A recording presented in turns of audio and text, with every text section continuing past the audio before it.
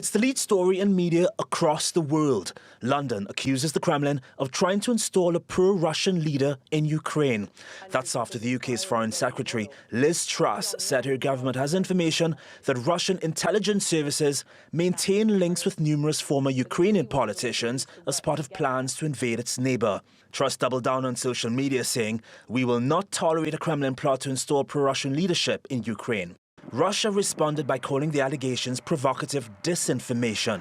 It accuses the UK of escalating tensions, and those have only been rising since the Kremlin deployed more than 100,000 troops on its border with Ukraine. Russia's Foreign Minister Sergei Lavrov argues the move is defensive. He's demanded that NATO pull back its troops from Eastern Europe in places like Bulgaria and Romania. Our concerns are not imaginary, but about real threats and facts that nobody is really hiding, stuffing Ukraine with weapons and sending hundreds of Western military instructors. NATO says its goal isn't to threaten Russia militarily.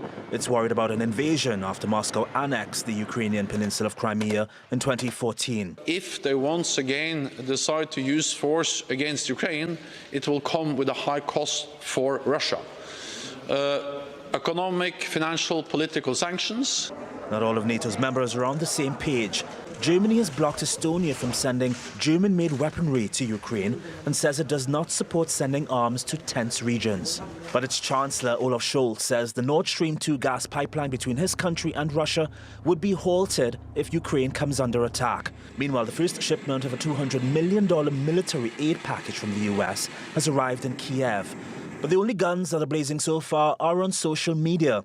US Secretary of State Antony Blinken says Moscow has sought to undermine Ukraine's democratic institutions and interfered in Ukraine's politics and elections. Hours later, the Russian Foreign Ministry tweeted, instead of focusing on answering the substance of the issues raised in the Russian documents on security guarantees, the US launched a very toxic information and propaganda campaign presenting Russia as the aggressor.